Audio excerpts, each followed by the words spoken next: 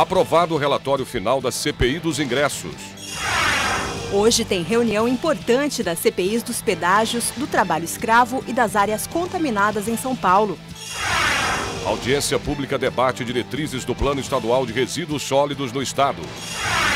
Na terceira reportagem especial sobre as pesquisas do IPEM, você vai ver os avanços conquistados na área da saúde. O Jornal da Assembleia está no ar. Olá, muito boa tarde. Boa tarde. Começamos o Jornal da Assembleia de hoje falando ao vivo com o repórter Mauro Friesman, que está no plenário Juscelino Kubitschek. Boa tarde, Mauro. Qual a pauta de hoje, Mauro? Boa tarde, Sérgio Everton. Boa tarde, Raquel Santos. A sessão ordinária da Assembleia Legislativa de São Paulo começa daqui a pouco, a partir das 14h30 da tarde, para os pronunciamentos dos deputados sobre temas livres na tribuna. Você perguntou sobre a pauta de hoje, Sérgio Everton. Vamos falar primeiro o que aconteceu ontem aqui no plenário. Os deputados estaduais iniciaram a discussão do projeto de lei complementar número 25 de 2013. É matéria de autoria do Executivo, que reorganiza a PGE, a Procuradoria-Geral do Estado. Redefine as suas atribuições e também a de seus órgãos. Foram 45 minutos de discussões, mas essa matéria não deve voltar para o plenário hoje. A expectativa é de que venha para cá o projeto de lei complementar número 3 de 2014, que cria a Agenvale, a Agência Metropolitana do Vale do Paraíba e também do Litoral Norte. Esse foi um acordo feito ontem no Colégio de Líderes, mas como hoje, às 3h da tarde, também haverá a reunião dos líderes das bancadas partidárias, é necessário esperar para ver se essa informação de que este projeto virá para o plenário hoje realmente, de fato, vai acontecer. Raquel. Ok, Mauro, obrigada. Deputados votaram o relatório final da CPI dos ingressos. A reportagem é de Jeremias Gomes. Criada para investigar problemas relacionados à compra e venda de ingressos de eventos no estado de São Paulo, a comissão, presidida pelo deputado Mauro Bragato, do PSDB, ouviu desde sua criação em abril de 2014 representantes de empresas que atuam no setor. As oitivas foram acompanhadas por uma advogada do Procon São Paulo. O foco da CPI foi a cobrança da taxa de conveniência nas vendas de ingressos pela internet, considerada abusiva por órgãos de defesa do consumidor e que, em alguns casos, chega a 20% do valor do ingresso. A CPI dos ingressos decidiu encaminhar o relatório final a diversos órgãos públicos, como os Ministérios da Educação, Cultura, Esportes, também ao Senado Federal e Ministério Público do Estado de São Paulo. Também ficou decidida a proposição ao Colégio de Líderes aqui da Assembleia Legislativa para ressaltar a importância da aprovação do projeto de lei 478 de 2012, de autoria do deputado Mauro Bragato, do PSDB. O projeto de lei prevê a liberação da cobrança da taxa de conveniência apenas se o ingresso for entregue na residência do consumidor ou em local indicado por ele, ficando a seu critério a contratação ou não do serviço.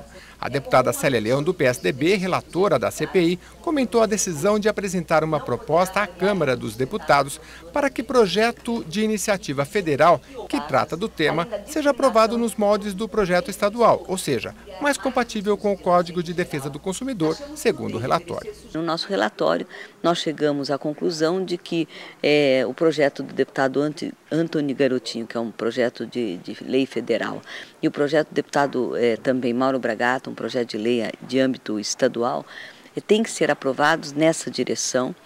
Vamos fazer uma reunião com o Colégio de Líderes para levar esse projeto para ser debatido e discutido também no Colégio de Líderes. Mas, na verdade, o que a gente quer é justiça, é respeito e que não haja esse, posso chamar de crime, porque é um crime que lesa o bolso do consumidor. O presidente da CPI dos ingressos, deputado Mauro Bragato, do PSDB, ressaltou que a principal preocupação da comissão foi trabalhar para acabar com a abusividade na cobrança da taxa de conveniência. A preocupação é dessa CPI acabar com esse abuso, com essa taxa de conveniência e fazer com que as empresas tenham uma capacidade de vender os seus ingressos nos espetáculos utilizando aquilo que já é usual no mercado. Obviamente, com isso, nós vamos dar todo apoio ao Procon, que já vem realizando um trabalho muito bem estruturado no Estado de São Paulo. E hoje tem reunião dos deputados da Comissão de Constituição, Justiça e Redação aqui na Assembleia Legislativa de São Paulo. Ao vivo, o repórter Jorge Machado tem as informações. Boa tarde, Jorge. Boa tarde. Hoje tem reunião da Comissão de Constituição, Justiça e Redação a partir das 2h30 da tarde no plenário Dom Pedro I. A comissão é presidida pela deputada Maria Lúcia Amari, do PSDB. São 147 itens, apenas 4 conclusivos, ou seja, são votados apenas na comissão e não precisam passar pelo plenário Juscelino Kubitschek. Dentre estes 147 itens, o primeiro deles, projeto de lei 230 de 2011, de autoria da deputada Vanessa Damo. Ela dá a denominação de Antônio Russo à Faculdade de Tecnologia no município de São Caetano do Sul, a FATEC. O relator, deputado André Soares, deu parecer favorável. Lembrando que mais de 70 itens, na verdade 79 itens, são de projetos de autoria do deputado Enio Tato, que cria a República de Idosos de Baixa Renda em diversas cidades paulistas. Como eu disse, a reunião deve começar a partir das 2h30, plenário Dom Pedro I. Você acompanha diretamente no portal da Assembleia, o www.al.sp.gov.br, ícone TV Web Plenário Dom Pedro I. Raquel. Ok, Jorge. A repórter Viviane Cesarino acompanha ao vivo a reunião da CPI que investiga o valor das tarifas cobradas nas rodovias paulistas. Boa tarde, Viviane. Oi, Raquel. Boa tarde para vocês aí no estúdio. Boa tarde a todos. A reunião aqui na CPI dos pedágios começou com a votação de 5 requerimentos. 4 deles de autoria dos deputados Antônio Mentor e Gerson Bittencourt, que são do PT, ou seja, que formam a oposição aqui na CPI. E o que aconteceu com essa votação? 2 requerimentos foram aprovados e 2 rejeitados. Entre eles, o que pedia todos os valores arrecadados de PIS e COFINS pelas concessionárias paulistas entre os anos de 1998 e 2005. Depois disso, começou o depoimento da diretora da Artesp, que é a agência que faz a regulação dos transportes aqui no estado de São Paulo, Carla Bertocco Trindade. Ela está falando agora no momento e foi questionada, pelos deputados de como é feita essa conta, como é feito esse cálculo dos reajustes dos pedágios. Então ela segue explicando de uma maneira bem técnica, por meio de planilhas mesmo, já que é uma conta bem técnica, difícil de ser entendida, como é que é feito esse reajuste nos 19 contratos de concessão administrados pela Artesp atualmente no estado de São Paulo. Sérgio. Ok, Viviane. E hoje a repórter Ana Kaline está num lugar especial, cheio de profissionais que dedicam parte do tempo para ajudar pessoas. São médicos e empresas de saúde que atendem de graça pessoas assistidas por instituições sociais.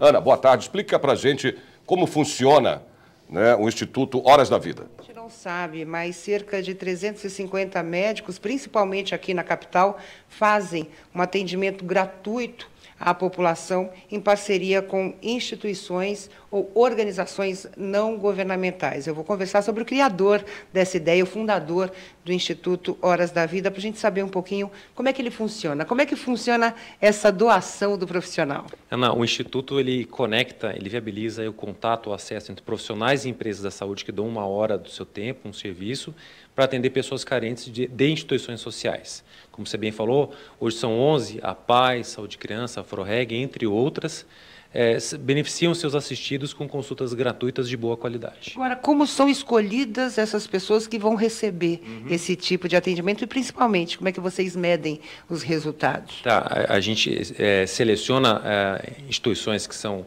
idôneas, tem um trabalho sério reconhecido, e essas instituições selecionam as pessoas do ponto de vista social, quem precisa e não pode pagar pela consulta, E o resultado é medido pelo índice de satisfação tanto dos pacientes quanto dos profissionais, e depois com medidas, com análises mais técnicas do ponto de vista de controle de diabetes, de hipertensão, o seu obeso emagreceu e por aí vai. Agora, como é que o senhor se sente fazendo esse tipo de trabalho? Como é que o profissional se sente doando essas horas?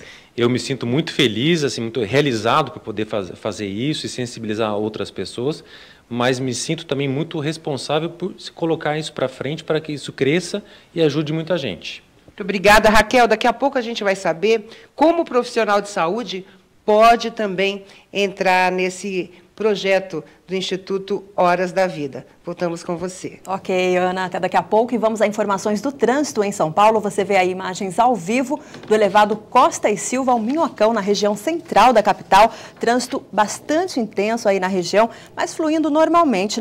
O motorista não enfrenta nenhuma complicação, pelo menos neste momento. Madrugada fria em São Paulo, 9 graus. A previsão é de sol o dia inteiro, mas a máxima não passa dos 24 graus. Vamos ver como fica o tempo no interior do estado. Em Campinas, a temperatura sobe e os termômetros chegam aos 23 graus. Em São José dos Campos, tempo nublado, a máxima é de 21 graus. Em Sorocaba, a temperatura sobe e pode chegar aos 22 graus. Em Ribeirão Preto, a temperatura sobe, máxima de 24 graus. Depois do intervalo, CPI do Trabalho Escravo volta a se reunir na Assembleia Legislativa de São Paulo.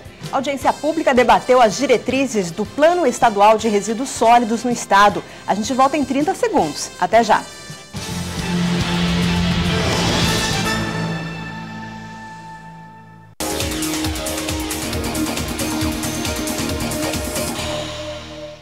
A Constituição Federal do Brasil define como principal competência dos deputados a função de legislar. Os parlamentares podem propor projetos, emendar, alterar e revogar leis ordinárias ou complementares, elaborar e emendar a Constituição Estadual, criar comissões parlamentares de inquérito e julgar anualmente as contas prestadas pelo governador.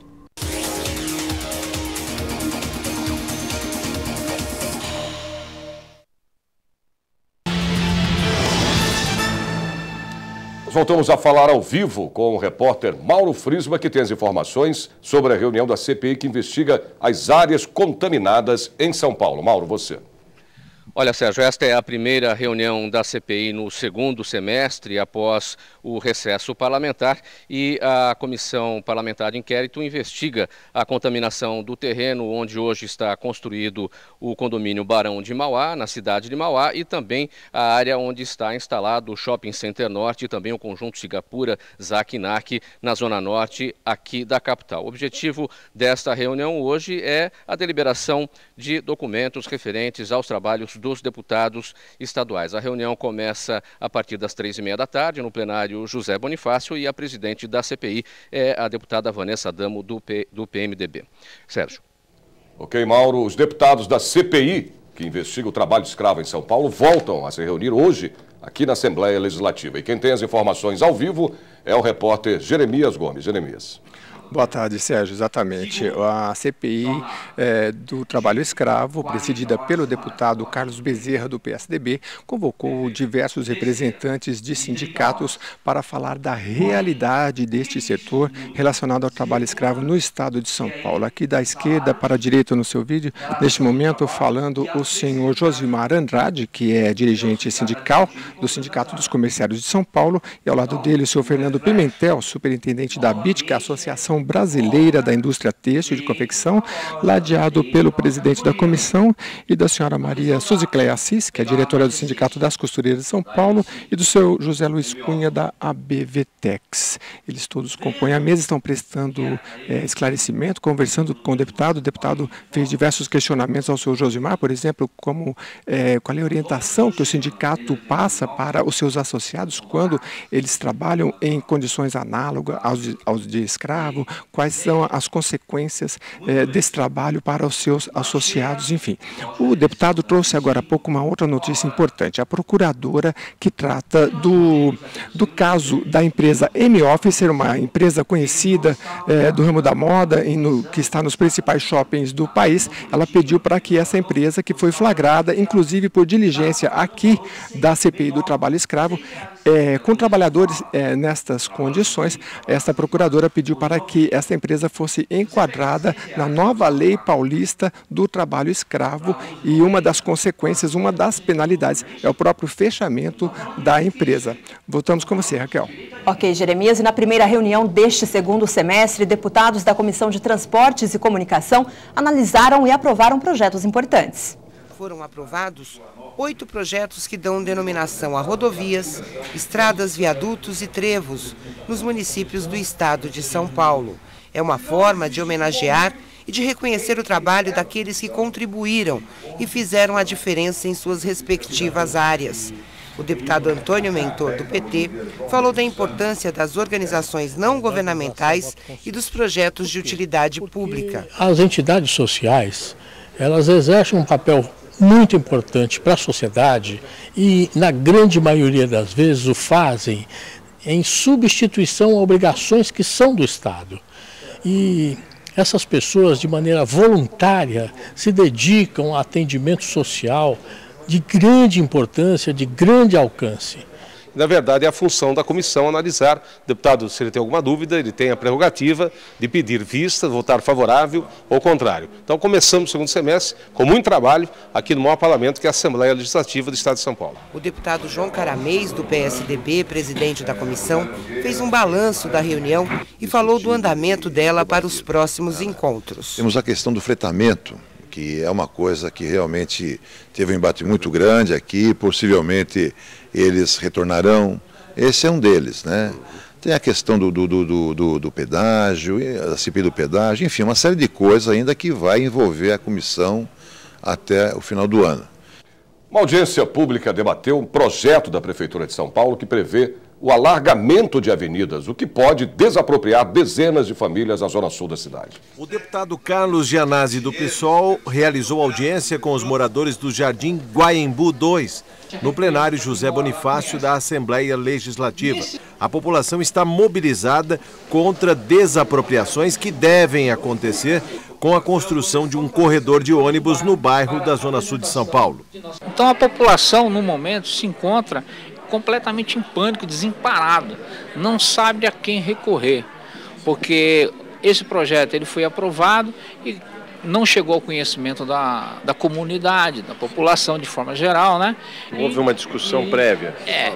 Pode até ser que houve essa discussão prévia, porém não foi divulgado. Com uma planta nas mãos, o jovem Renan trouxe uma alternativa que preserva mais moradias, dividindo o corredor Cocaia em 2 segmentos em avenidas diferentes. Usar a Avenida Aristóteles Costa Pinto como uma descida, né, sentido bairro, e usar a Antônio Carlos Monteiro Teixeira como subida. Podemos dizer que o custo seria menor, reduziria muito o custo e não teria desapropriação da área. Na verdade, a prefeitura foi extremamente autoritária, porque ela não consultou os moradores. É um projeto antidemocrático que vai prejudicar milhares de moradores, vai prejudicar o trânsito local.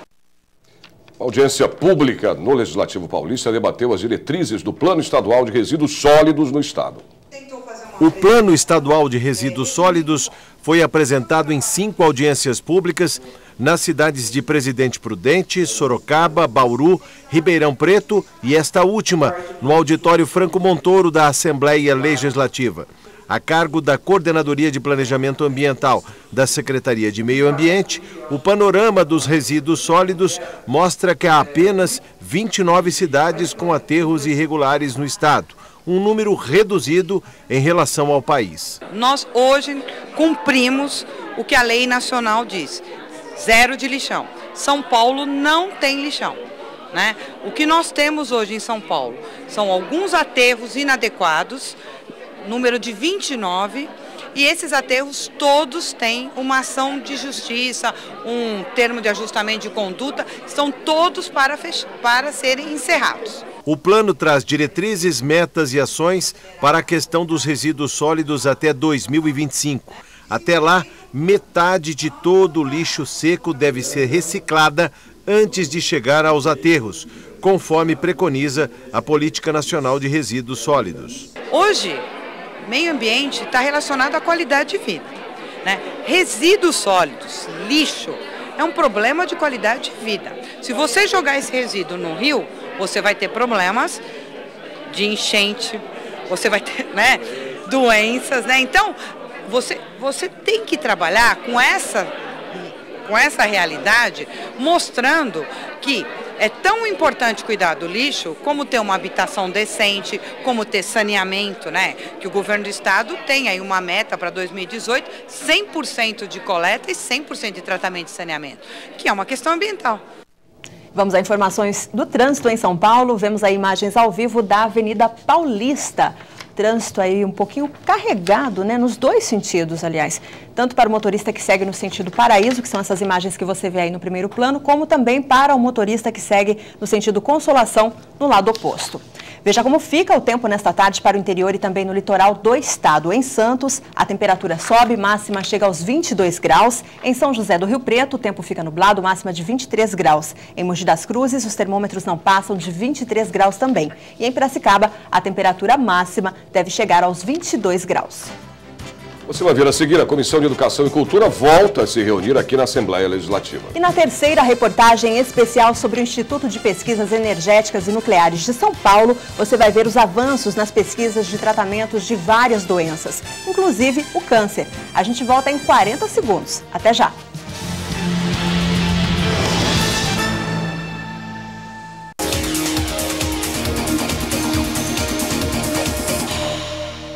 Você sabe o que é uma comissão parlamentar? Formadas por grupos de deputados, as comissões do Poder Legislativo podem ser permanentes ou temporárias.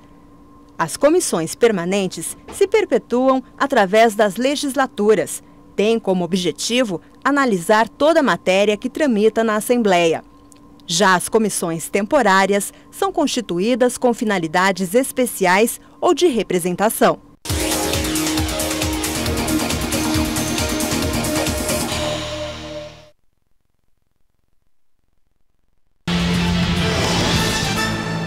E hoje tem reunião da Comissão de Educação e Cultura aqui na Assembleia. O repórter Jorge Machado, ao vivo, tem os detalhes. Jorge. A reunião está marcada para a partir das 14h30 no plenário José Bonifácio, Comissão de Educação e Cultura, que é presidida pelo deputado Carlos Neder, do PT. A pauta tem 21 itens, sendo os primeiros 3 projetos de lei. O projeto de lei 679 de 2013, deputado Rodrigo Moraes, do PSC, cria o programa de distribuição de um kit bíblico educativo no ensino básico e fundamental da rede escolar do Estado. A relatora, a deputada Alessi Brandão, do PCdoB, tem parecer favorável. Também o projeto de lei do deputado Olímpio Gomes, PDT, inclui no calendário oficial do Estado o Dia do Marco da Paz. O deputado Bruno Covas também deu parecer favorável e ainda o deputado Gilson de Souza tem um projeto de lei 354 de 2014 que institui a Semana Estadual Amácio Mazzaropi. O deputado Carlos Gianazzi foi o relator e deu parecer favorável. Raquel. Ok, Jorge, a gente volta a falar ao vivo com a repórter Ana Kaline, que está no Instituto Horas da Vida, um lugar onde médicos e outros profissionais da saúde atendem pessoas assistidas por instituições sociais sem cobrar nada por isso. Ana, como outros profissionais podem aderir a esse tipo de serviço? Raquel, o Dr. João me contava aqui que ele tem algumas metas traçadas para melhorar e aumentar o atendimento do Instituto Horas da Vida. Como eu disse, são 350 médicos hoje. Ele quer chegar ao fim do ano com 500 médicos cadastrados. E a gente vai saber que profissional pode participar desse tipo de serviço. Quem pode se cadastrar? Não só médico, Ana, mas todos os profissionais da área da saúde, dentistas, psicólogos, nutricionistas, as 9 áreas podem procurar um instituto e se cadastrar. Basta estar habilitado, de acordo com o seu conselho regional, com a regulamentação, para poder trabalhar, né? Para poder doar 1 hora do seu tempo para atender quem precisa, né?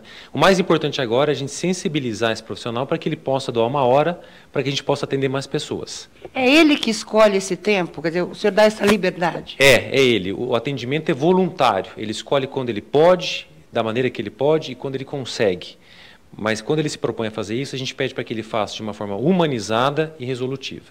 Obrigada. Com esse aumento de 500 profissionais, o doutor João disse que quer chegar a 5.000 atendimentos por ano. Então, os médicos interessados e profissionais da saúde podem fazer esse cadastro e ter mais informações no www.horasdavida.org.br. Sérgio. Obrigado, Ana. E mais uma reportagem da série especial sobre o IPEM, no Instituto de Pesquisas Energéticas e Nucleares de São Paulo.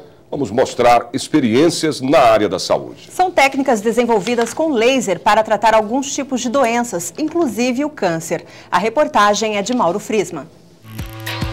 No laboratório de biofotônica, a pesquisadora Denise Zezel se dedica ao estudo da detecção precoce de doenças cancerosas e pré-tumorais e também das propriedades de tecidos biológicos tratados com laser.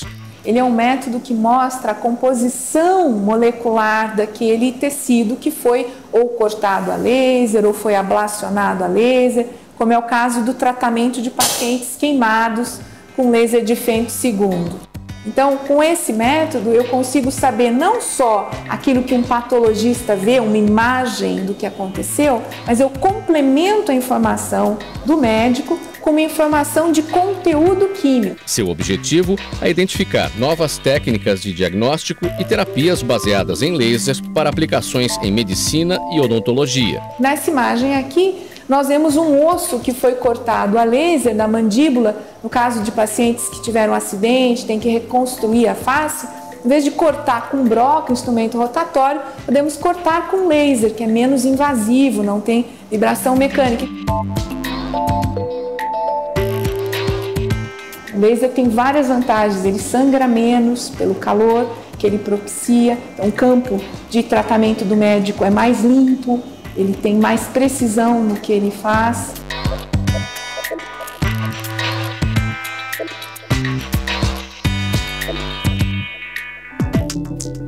Neste outro laboratório do Centro de Lasers e Aplicações do IPEM, foi desenvolvido o primeiro tomógrafo óptico brasileiro.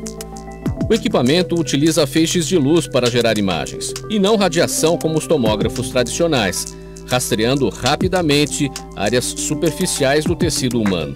Por usar apenas luz, em algum tipo de diagnóstico, por exemplo, câncer de pele, né? Então não há necessidade de você fazer uma radiografia utilizando raio-x e, portanto, uma radiação ionizante, né? E também não há necessidade de você fazer uma biópsia, que é o exame convencional hoje em dia. O que nós fazemos aqui é olhar esse sinal, não mais como imagem, olhar esse sinal aqui e tirar a informação daqui de dentro, que é uma coisa que as pessoas ainda não fazem muito na literatura. Vários fazem, claro, mas esse é o nosso diferencial. Quer dizer, nós desenvolvemos um modelo matemático que tira informações sobre a propriedade do tecido a partir desse sinal.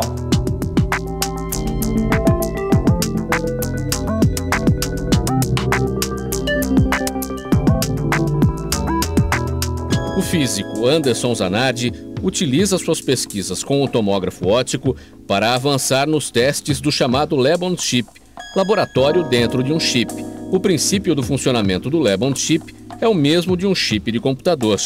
Porém, no chip químico, soluções líquidas percorrem os seus circuitos. A tecnologia é capaz de ler diferentes amostras químicas em poucos segundos, provocando uma revolução no conceito que temos de laboratório e dos métodos convencionais de análise. Então, se você tem um laboratório desse conectado num celular, por exemplo, um laboratório, um chip, né? Conectado num celular, por exemplo, você pode ir até o extremo da Amazônia, por exemplo, ou no interior, numa região que não tem acesso aos médicos, a grandes centros, e conseguir fazer o diagnóstico in loco.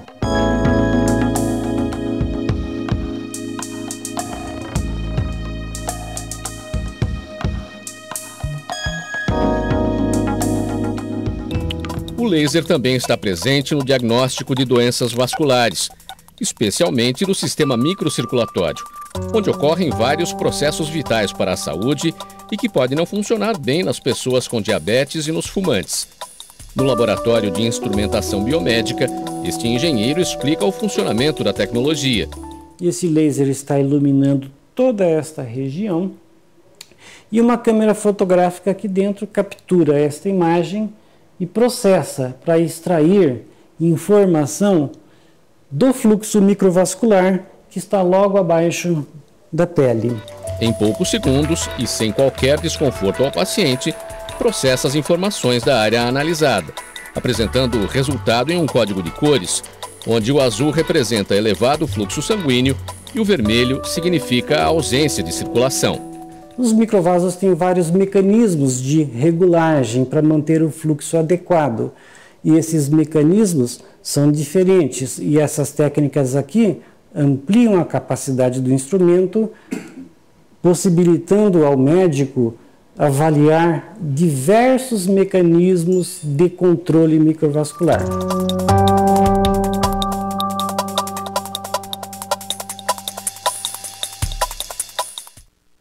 E amanhã, na última reportagem da série especial sobre o IPEM, vamos mostrar a pesquisa com um curativo à base de gel. Vamos a mais informações do trânsito em São Paulo. Imagens ao vivo da Avenida Rebouças, na zona oeste da capital. Essa avenida que faz a ligação aí da região, né, da Avenida Paulista à Marginal do Rio Pinheiros. Trânsito é bom nos dois sentidos, sem pontos de congestionamentos. Madrugada com temperatura fria e tempo nublado na maior parte do estado nesta quarta-feira. Em Franca, à tarde com tempo bom, os termômetros chegam aos 23 graus. Em Bauru, a temperatura máxima pode chegar aos 22 graus. Em Limeira, a temperatura máxima não passa de 22 graus. Em Marília, a madrugada foi fria e os termômetros devem ficar na marca dos 23 graus. O Jornal da Assembleia termina aqui. Parabéns às 10 cidades paulistas que fazem aniversário hoje. São elas: Aguaí, Anhumas, Mesópolis, Pirapora do Bom Jesus, Pirassununga. Ribeirão dos Índios, Turmalina, Floreal, Monte Alegre do Sul e Pedranópolis. Você pode rever as reportagens da edição de hoje do Jornal da Assembleia na internet. Basta acessar o site www.al.sp.gov.br e clicar em redes sociais. Uma boa tarde para você. Boa tarde para você e até amanhã.